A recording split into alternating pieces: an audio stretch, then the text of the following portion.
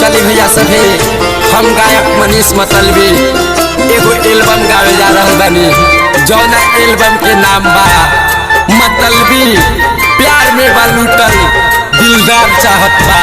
रोडालो से आग्रह रिक्वेस्ट रही कि एल्बम के गाना अधिक से अधिक शेयर करी सुनी आ दुलार प्यार दी आशीर्वाद दी। मतलबी प्यार में बालूटल दिलदार चाहता मतलबी प्यार में बालूटल दिलदार चाहता ओ बेवफा के अखिया के दिलदार चाहता मतलबी प्यार में बालूटल दिलदार चाहता। ए बेवफा अरे काहे ऐसन कैलू हमरा साथे हो।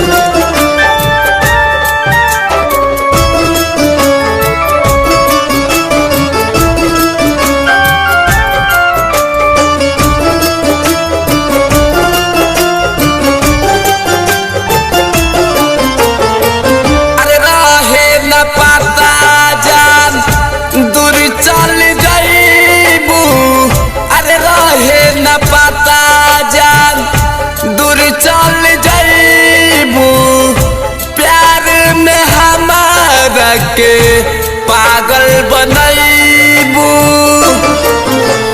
याद तोहर हमके बारंबार आवता याद तोहर हमके बारंबार आवता ओ बेवफा के अखिया के दिलदार चाहता मतलबी प्यार में बालूटल दिलदार चाहता। ए बेवफा सुनता काहे सब कैलू हमरा साथे हो हमरा दिल से खिलवाड़ काहे कैलू तू।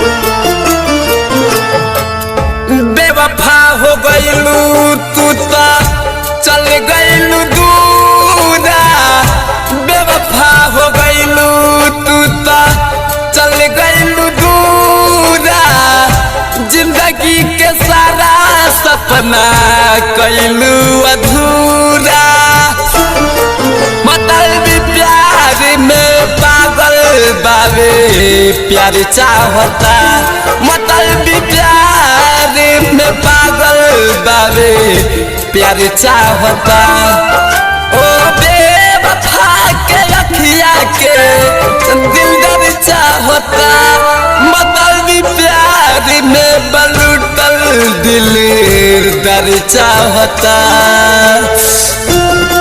अरे जब दिल टूटेला तो एहसास होला अरे जब दिल टूटेला तो एहसास होला कमक अरे कमक जब प्यास लगेला तो न कुआं पास होला न कुआं पास होला।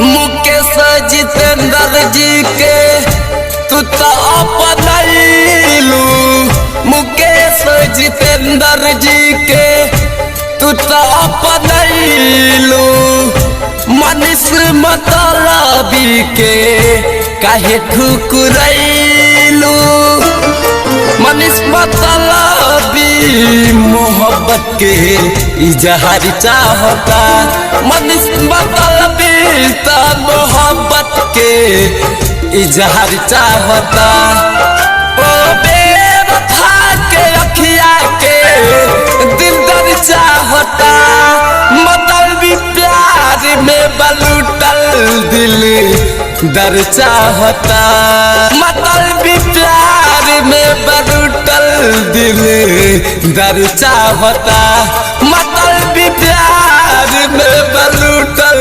दिलदार चाहत बा।